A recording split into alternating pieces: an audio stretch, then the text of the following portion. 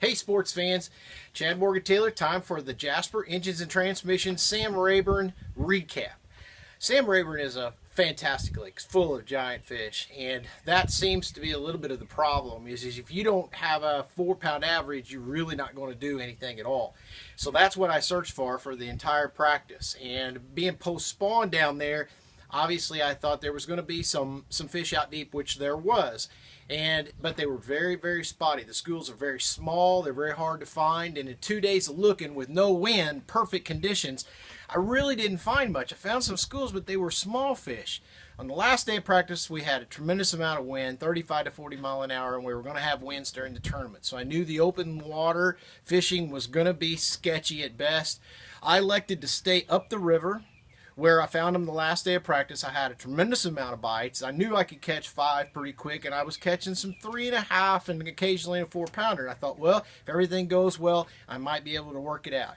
Now, the lake was just a little bit high, and it was dirtier up the river, so it suited my style of fishing, flipping cypress trees and bushes, which obviously, whenever I do that, I targeted it with the Missile Baits D-Bomb in the Cali Love, a 1/2 ounce Rains tungsten weight pegged on 20-pound Gamma Edge fluorocarbon, and I did it with my workhorse, my 711 extra heavy Lew's custom light, and my Super Duty reel.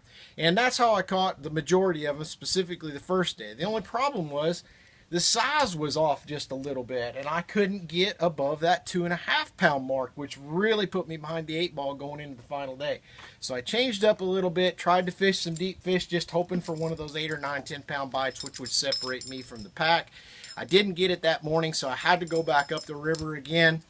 But what I found was it was a little bit cloudy and still windy, so I switched up from flipping, trying to generate a bigger bite, which I did, and I went to the Lunker Lure, a 1/2 ounce Lunker Lure buzzbait, and that I caught my 3 biggest fish on, and then the rest of the limit I was able to fill out on hog collar spinnerbait, which is the bait that I caught them on at Ross Barnett with a double willow combination with a number 4 nickel and then a number 6 gold, really good in off-colored water.